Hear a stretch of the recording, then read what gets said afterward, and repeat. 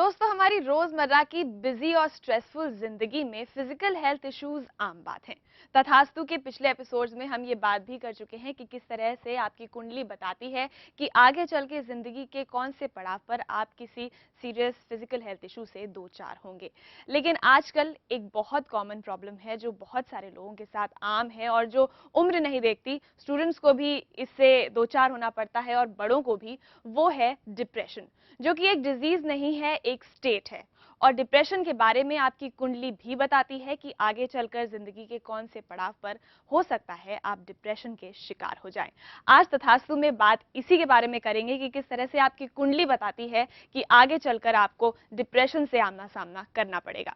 तो अगर आप भी जानना चाहते हैं कि किस तरह से कुंडली और डिप्रेशन रिलेटेड हैं, आप हमें कॉल कर सकते हैं। हमारा फोन नंबर है 0120399111। और अगर आप अपने भविष्य के बारे में कुछ जानना चाहते हैं तो उसके लिए आपको अपनी डिटेल्स हमें एसएमएस करनी होगी। नंबर है 560068। और आपके सारे सवालों के जवाब के लिए हमारे साथ स्टूडियो में है हमारी बहुत ही खास मेहमान मिसेस आभा शर्मा। आभा जी, बहुत बहुत स्वागत है शो में। नमस्कार, धन्यवाद।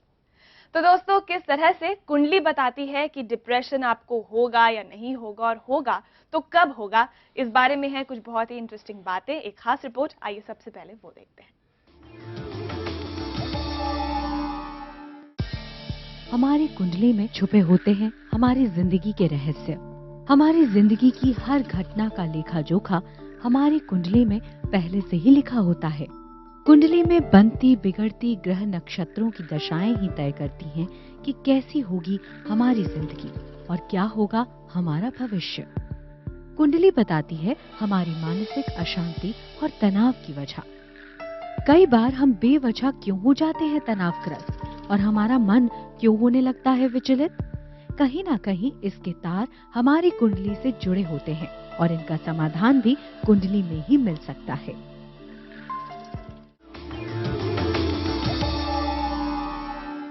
और सबसे पहले कॉलर हमारे साथ जुड़ गए हैं। आइए देखते हैं वो क्या पूछते हैं हमसे। आगरा से सोनू जुड़ गए हैं। हेलो सोनू, गुड मॉर्निंग, बताइए क्या पूछेंगे। हेलो सोनू जी, आपसे रिक्वेस्ट है प्लीज अपने टीवी सेट का वॉल्यूम कम कर दीजिए, फिर हम आपको बेहतर तरीके से सुन बंद ही पाएंगे। कर दिया जी बताइए। मैम। हाँ मेरी डेट ऑफ बर्थ है 7 फरवरी 1985। जी 9:05 शाम को, आगरा। जी हेलो जी सोनू, हम सुन पा रहे हैं आपको, बताइए। अब यहाँ आवाज नहीं आ रही। अच्छा, मैं जानना चाहता था, मैं अपने एक तो काम के बारे में जानना चाहता, मेरी इनकम के बारे में। जी सोनू, आपके सारे सवालों का जवाब हम आप तक जरूर पहुंचाएंगे, लेकिन उसके लिए हमें जरूरत होगी आपकी कुछ और डिटेल्स की। ये जो डिटेल्स आपने हमें फोन के जरिए बताई हैं, इन्हें आप हमें एसएमएस कर दीजिए 560068 पर, ताकि आभा जी आपकी कुंडली बना सकें। और उसके बाद तथास्तु के अगले एपिसोड में अगले हफ्ते हम आपके सारे सवालों का जवाब आप तक जरूर पहुंचाएंगे। आभा जी, फिलहाल बात करते हैं उसी बारे में, कुंडली और डिप्रेशन। मुझे लगता है कि डिप्रेशन जिंदगी में आगे चलकर होता है, स्टूडेंट लाइफ में, जब आप थोड़े बड़े होते हैं, कॉलेज में होते हैं, या फिर प्रोफेशनल और शादीशुदा जिंदगी में। लेकिन ये पहले ही कुंडली बता सकती है, वाकई बता सकती है कि डिप्रेशन होगा? जी बिल्कुल, कुंडली बिल्कुल बता सकती है। और ऐसा नहीं है कि डिप्रेशन आगे चलकर स्ट्रेस होने के बाद या शादी के बाद, कुछ प्रॉब्लम आने के बाद होता है। ये छोटे बच्चों को भी हो सकता है।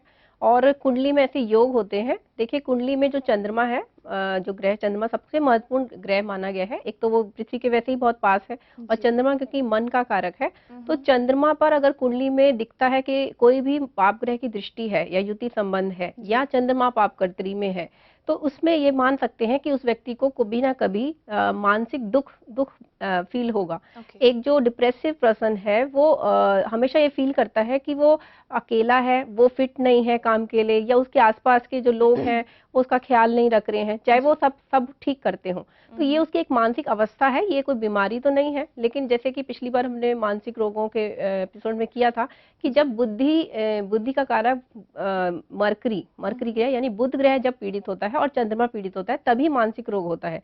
तो डिप्रेशन तो केवल तभी हो सकता है अगर कुंडली में चंद्रमा पर शनि की दृष्टि है, क्योंकि शनि गांभीर्य के कारक ग्रह है, और साथ ही वो आपको उदास और थोड़ा सा सीरियस नेचर देते हैं। तो जब चंद्रमा का शनि के साथ युति होती है, पुनर्फु योग बनता है, तो वो भी एक अवस्था है कि व्यक्ति का बेसिक नेचर बचपन से ही ऐसा होगा कि वो थोड़ा चुप रहता होगा, ज्यादा बोलेगा नहीं या गंभीर होगा। ऐसा कई बार होता है जब हम छोटे बच्चों को देखते हैं तो कहते हैं अरे ये बच्चा तो हंसता बोलता नहीं है ज्यादा, तो वो बच्चा सीरियस रहता है, तो ये नेचर वो योग से दिखता है। दूसरे, अगर गोचर में भी शनि की दृष्टि चंद्रमा पर पड़ेगी, आपके जन्मकालीन चंद्रमा पर, तो हो सकता है कि व्यक्ति को 2-1 दिन के लिए वो फील करे कि कुछ समय के लिए जब खराब दशाएं हो कि वो डिप्रेसिव हो गया है। लेकिन कुंडली की जब दशाएं बताएंगी कि उसको ये डिप्रेशन का दौर है वो लंबा चलेगा, साल 2 साल या 15 साल 20 साल चलेगा, या कुछ दिनों का, टेम्परेरी महीनों का है। यानी कुल मिलाकर ऐसी दशाएं आपकी कुंडली में बनती हैं जो ये बताती हैं कि आपको ये डिप्रेशन वाली जो स्टेट है इससे कब सामना करना पड़ेगा और ये कब तक के लिए रहेंगी। फिलहाल वक्त हमारे लिए एक छोटे से ब्रेक का हो गया है, तो एक छोटा सा ब्रेक लेते हैं, जल्द लौटते हैं। देखते रहिए तथास्तु।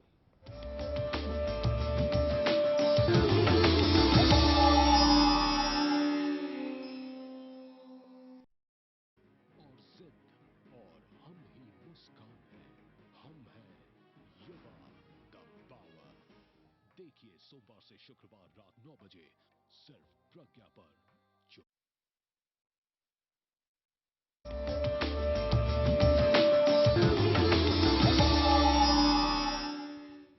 आप देख रहे हैं तथास्तु और आज हम बात कर रहे हैं कि किस तरह से आपकी कुंडली बताती है कि डिप्रेशन आपको जिंदगी में कभी हो सकता है या नहीं हो सकता है, और अगर होगा तो कब तक के लिए होगा। अगर आप भी इस बारे में कुछ जानना चाहते हैं तो आप हमें कॉल कर सकते हैं। हमारा फोन नंबर है 01203991111, और अगर आप अपने भविष्य के बारे में कुछ जानना चाहते हैं तो आप अपनी डिटेल्स हमें SMS कर सकते हैं और 560068। और फिलहाल बनारस से संगीता हमारे साथ जुड़ गई हैं। Hello Sangeeta, good morning. Good morning ji बताइए संगीता जी, क्या पूछेंगी? मेरा डेट ऑफ बर्थ 4 Jan 79 है जी। और मुझे फिलहाल MS मल्टीपल स्क्लेरोसिस ऐसा कहा जा रहा है, डॉक्टर उससे मतलब ग्रस्त बता रहे हैं।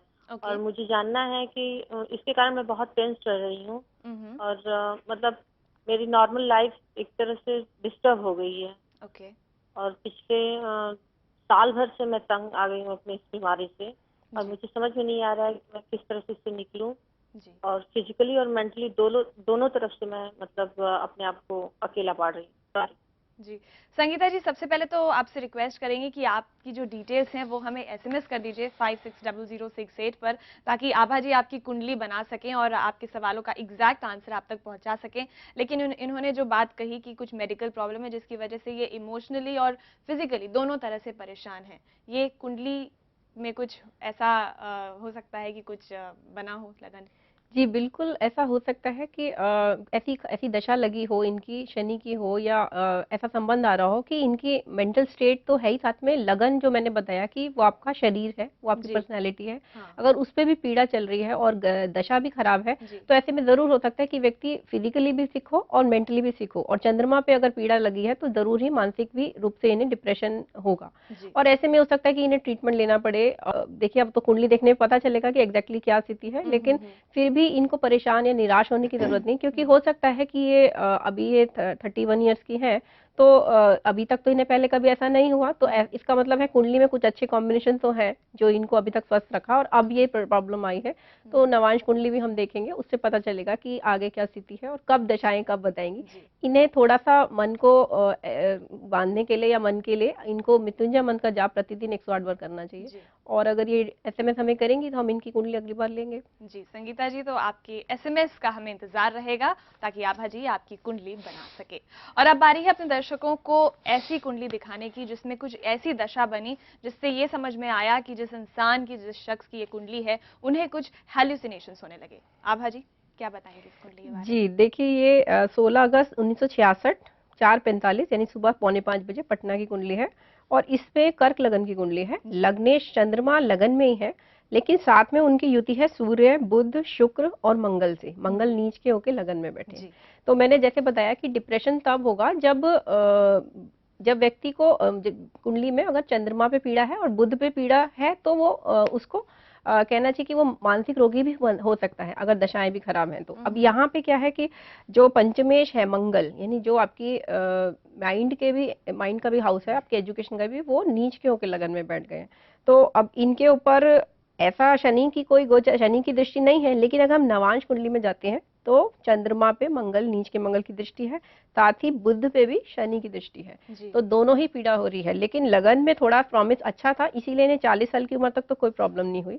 लेकिन बचपन से ही इनका नेचर ऐसा था कि इनको गुस्सा, एग्रेसिव हो जाना, या अपने मन में ही ऐसे एक कल्पना बना लेते थे कि सब लोग मेरे दुश्मन है या मेरे को किसी से बात नहीं करनी। और ये प्रवृत्ति धीरे धीरे बढ़ती गई और हमने जैसे कुंडली में देखा कि ये आ रहा था। इन्होंने 3 साढ़े 3 साल पहले इन्होंने नौकरी भी छोड़ दी। इनकी पत्नी है, 2 बच्चे हैं, उनको भी इन्होंने छोड़ दिया और ऐसी स्थिति आ गई कि किसी के साथ रहना नहीं चाहते। और एक 40 साल का व्यक्ति अगर ऐसे बिहेव करे तो एक नॉर्मल लिविंग जीना बहुत मुश्किल हो जाएगा, ना केवल उसके लिए बल्कि उसके घर वालों के लिए भी। जी, यानी एक तरह से बहुत ही ज्यादा सीरियस केस हो गया ये, अगर डिप्रेशन का बोलें कि जी, इसमें क्योंकि बुध पे भी पीड़ा है तो इनको मानसिक रोग का लिए सिजोफ्रेनिया जो बीमारी है उसके लिए इनको ट्रीटमेंट भी दिया गया। एक हेलुसिनेशन ऐसे इंसान को हो जाते हैं, डॉक्टर उसके लिए मेडिकल ट्रीटमेंट भी देते हैं, बट प्रॉब्लम ये है कि ये डॉक्टर को भी अपना दुश्मन मान लेते हैं और उनकी भी दवाई नहीं लेते हैं। तो ऐसे केसेस में इनको बहुत ही धैर्य रखने की जरूरत है, घर वालों को भी और इनको भी। और इनको थोड़ा सा अगर ये पूजा करे, भगवान शिव की आराधना करें तो इन्हें फायदा हो सकता है। जी, तो ये तो हुई एक ऐसी केस स्टडी जो आपके सामने आभा जी ने रखी कि किस तरह से डिप्रेशन जो है वो आगे चलकर इतनी एक सीरियस मेंटल प्रॉब्लम आगे चल के बन गया। फिलहाल एक कॉलर हमारे साथ जुड़ गई हैं। हेलो हेलो हेलो, लगता है कि हमारी आवाज नहीं पहुंच रही है हमारी कॉलर तक। फिलहाल अब मौका है एक और कुंडली आप तक पहुंचाने का। ये कुंडली है एक 18 साल के शख्स की जिनको डिप्रेशन हुआ और आगे चल के वो मैटर भी बहुत सीरियस हो गया। जी देखिए, डिप्रेशन अगर लगातार लंबे समय तक चलता है तो इंसान के मन में निराशा आ जाती है और वो आशा उसकी खत्म हो जाती है, तो वो सुसाइड तक अटेम्प्ट कर सकता है। अब ये जो कुंडली है 4 जून 74 14:30 बॉम्बे की कुंडली है। अब ये बच्चा वैसे अच्छा था, पढ़ाई में सब कुछ ठीक था। 18 साल की उम्र में जब ये कॉलेज में थे, पहले फर्स्ट ईयर में, तो इनको ऐसा डिप्रेशन का दौर शुरू हुआ कि ये उसके बाद 3 बार सुसाइड अटेम्प्ट कर चुके हैं तब से अब तक।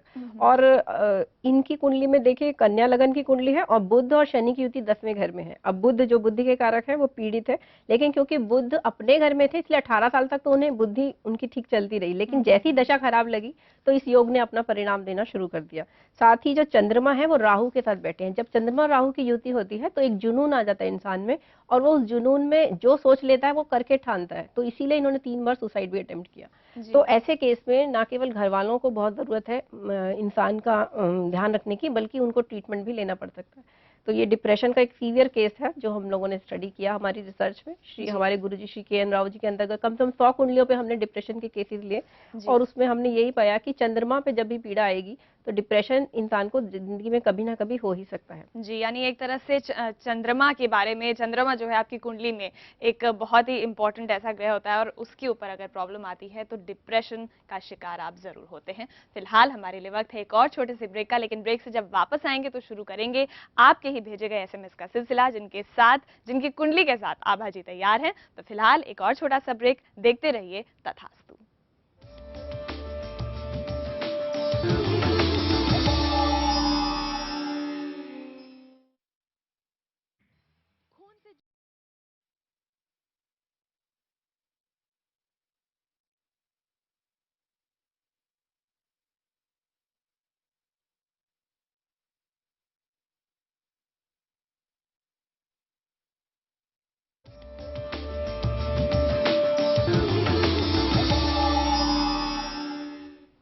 आप देख रहे हैं तथास्तु और अब बारी है सिलसिला आपके ही SMS के शुरू करने का। और आभा जी, पहला SMS लेते हैं दिनेश का, जिनका प्लेस ऑफ बर्थ है मथुरा, और पूछते हैं कि ये ट्रेडर बन सकते हैं या नहीं। जी, 11 फरवरी 1959 सुबह 5:30 बजे, मथुरा यूपी की कुंडली है। तो देखिए व्यवसाय के लिए इन्होंने पूछा कि ये क्या कर सकते हैं व्यवसाय। अब इनकी उम्र अभी 51 साल की है और ये डिप्टी डायरेक्टर भी हैं फॉरेन ट्रेड में। तो देखिए इनकी कुंडली में बहुत अच्छे तो योग हैं, लेकिन बुध और बुधादित्य योग लग्न में ही बन रहा है और मकर राशि में, और चंद्रमा केतु के साथ तीसरे घर में है, जिसपे बृहस्पति की दृष्टि है। इसीलिए इन्हें लग रहा होगा कि ये कुछ भी, ये जिनको भी एडवाइस देते होंगे लोगों को बहुत फायदा होता होगा, लेकिन एक इंसान की इंटेलिजेंस और उसके जो धन योग है उनमें बहुत फर्क है। देखिए, ये इंटेलिजेंट है, इनकी सलाह से लोगों को फायदा होता है, लेकिन ये खुद जब उस व्यवसाय को करेंगे तो इन्हें इतने लाभ नहीं दिखते हैं, और इनकी कुंडली में सर्विस से धन योग दिखते हैं जो ये ऑलरेडी कर रहे हैं। तो ये वो तो ना करें, और ज्यादा से ज्यादा अगर ये थोड़ा बहुत करना भी चाहते हैं तो किसी के साथ मिलके कर सकते हैं, जिसकी जी, क्योंकि ये अगर पूरी तरह से अगर छोड़ के जॉब करेंगे तो इनको लॉसेस हो सकते हैं। जी, तो दिनेश जी, आपके लिए अच्छा यही रहेगा कि आप अपनी जॉब कंटिन्यू रखें, और अगर वाकई आपका ट्रेड करने का बहुत मन है तो फिर आप इसे किसी के पार्टनरशिप में कर सकते हैं। आगे बढ़ते हैं, बात करते हैं जटाशंकर लाभ की। इनका प्लेस ऑफ बर्थ है सहरसा, बिहार, और पूछते हैं जॉब में स्टेबिलिटी कब आएगी, संतान सुख कब मिलेगा। जी देखिए, 14 नवंबर 1973, 1:45 सहरसा। जटाशंकर जी की कुंडली में जो बृहस्पति है वो नीच के होके पंचम भाव में बैठे हैं। कारक है बृहस्पति संतान के, और पंचम भाव में जब शनि की राशि आ जाती है तो शनि यानी डिले कराते हैं। तो अब कारक भी पीड़ित है, और शनि जो है वो वक्री होके केतु के साथ बैठे हैं, तो अगेन उन पे और अफ्लिक्शन है। इनकी कुंडली में ये डिप्रेशन का योग भी बन रहा है, तो इनको इसलिए थोड़ा ध्यान भी रखने की जरूरत है अपना। लेकिन इनको अगर ये इनकी पत्नी अगर बाल गोपाल मंत्र का जाप करती हैं प्रतिदिन और ट्रीटमेंट भी ले, क्योंकि थोड़ा डिले तो है चाइल्ड में, तो इनको संतान सुख मिलेगा, लेकिन कम से कम, क्योंकि अभी शनि में सूर्य की दशा चल रही है, तो इनको कम से कम 2 या 3 साल तो इंतजार और करना पड़ेगा। साथ ही जॉब स्टेबिलिटी के लिए पूछ रहे हैं, तो देखिए शनि का जब भी संबंध 10वें घर से आता है, यानी आपके प्रोफेशनल हाउस से, तो वो व्यक्ति को करियर में उतार चढ़ाव देता रहेगा, और इवन गैप्स भी दे सकता है, कभी कभी अनएम्प्लॉयड भी हो सकते हैं। तो इसीलिए इनको ये ध्यान रखने की जरूरत है कि ये कभी भी जॉब तब ना छोड़े जब तक इन्हें दूसरी मिल ना जाए, नहीं तो इन्हें गैप्स इनकी लाइफ में हो सकते हैं। तो स्टेबिलिटी आने में भी थोड़ा समय है। जी, तो जटाशंकर जी, स्टेबिलिटी आने में थोड़ा वक्त है, और आपका थोड़ा डिप्रेशन का समय चल भी रहा है, तो अपने आप को संभाल के रखें इस वक्त, और अपने संतान के लिए आपको हो सकता है 2-3 साल इंतजार और करना पड़े। आगे बढ़ते हैं, बात करते हैं रचना की। इनका प्लेस ऑफ बर्थ है दिल्ली। पूछती हैं कि शादी कब होगी और मैरिड लाइफ कैसी होगी। जी, 15 जनवरी 1979, 12:10 दिल्ली की कुंडली है। शादी तो इनकी 2010 में हो जाएगी जी, क्योंकि अभी मई चल रहा है और इनके अच्छे योग दिख रहे हैं शादी के। और अगर इस साल ये नहीं इनकी होती है तो इनको फिर 1-2 साल का गैप आएगा, तो इसलिए मेरी तो ये सलाह है कि ये अभी इस साल ही कर लें शादी। और दूसरे मैरिड लाइफ कैसी होगी, तो देखिए इनकी कुंडली अच्छी कुंडली है, और अच्छी इनके पेरेंट्स की भी बहुत हैप्पी मैरिड लाइफ दिखती है, तो इसलिए इनकी एक्सपेक्टेशन एक आइडियल मैरिड लाइफ के लिए है। तो उतना लेवल तो नहीं है, लेकिन फिर भी अच्छी ही रहेगी। इनके पति भी अच्छे बहुत अच्छे व्यवसाय में होंगे या अच्छे नौकरी में होंगे, तो इन्हें जो मेटेरियलिस्टिक सुख है वो सब मिलेंगे। जी, तो रचना जी, आपको जितने मटेरियलिस्टिक सुख हैं वो सारे मिलेंगे, और इस साल शादी करना आपके लिए सही रहेगा।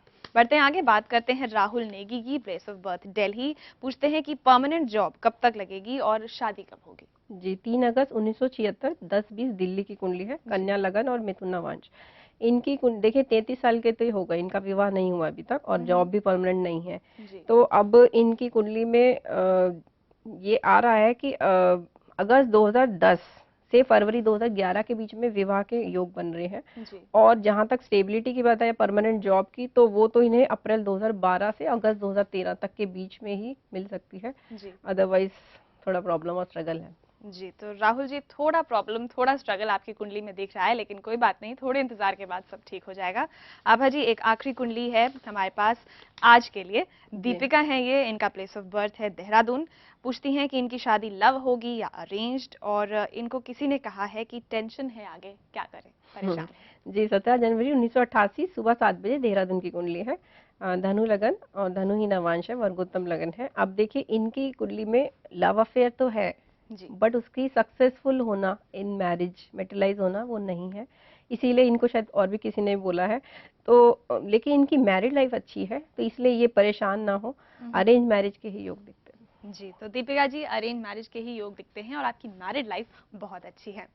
मैम, हमारी एसएमएस का सिलसिला तो खत्म हो गया, लेकिन एक आखिरी सवाल, बहुत संक्षिप्त में इसका जवाब चाहूंगी कि डिप्रेशन और कुंडली की हमने बात की, लेकिन अगर वाकई किसी को डिप्रेशन से आमना सामना करना हो तो ऐसे में आप उन्हें राय क्या देंगी। जी देखिए, हमारी शास्त्रों में बताया गया है कि हमें नित्य पूजा करनी चाहिए। जो एक पूजा करता है इंसान, भगवान की जो पूजा करता है, धार्मिक रूप से नहीं, अगर मन से भी करता है, अगर वो भगवान को मानता है, तो उसे एक आशावादी दृष्टिकोण मिलता है और वो कैसी भी कठिन से कठिन परिस्थिति में भी धैर्य नहीं खोता और वो अपना एक ऑप्टिमिस्टिक उसका अप्रोच रहता है।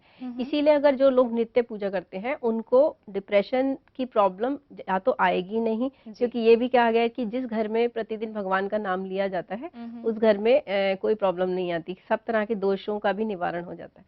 तो सभी दर्शकों को भगवान का नाम लेना चाहिए और साथ ही जैसे मैंने कहा, व्यास जी ने बताया था कि जो परोपकार से बढ़कर पुण्य नहीं है और पर पीड़ा देने से बढ़कर पाप नहीं है। तो आप किसी का बुरा मत करिए और अच्छा अपना कर्म करिए, तो सब अच्छा होगा। जी आभा जी, बहुत बहुत धन्यवाद यहाँ आने के लिए और ये सारी बातें हमसे शेयर करने के लिए। धन्यवाद। तो दोस्तों, हमेशा अच्छे कर्म करेंगे तो फल भी अच्छा ही मिलेगा और भगवान का नाम लेना आपके लिए हमेशा ही अच्छा रहेगा। फिलहाल तथास्तु में हमारा आज का सफर बस इतना ही। अगले हफ्ते फिर से होगी आपसे मुलाकात। तब तक के लिए देखते रहिए प्रज्ञा, जो आपको मिलाए बेहतर आपसे।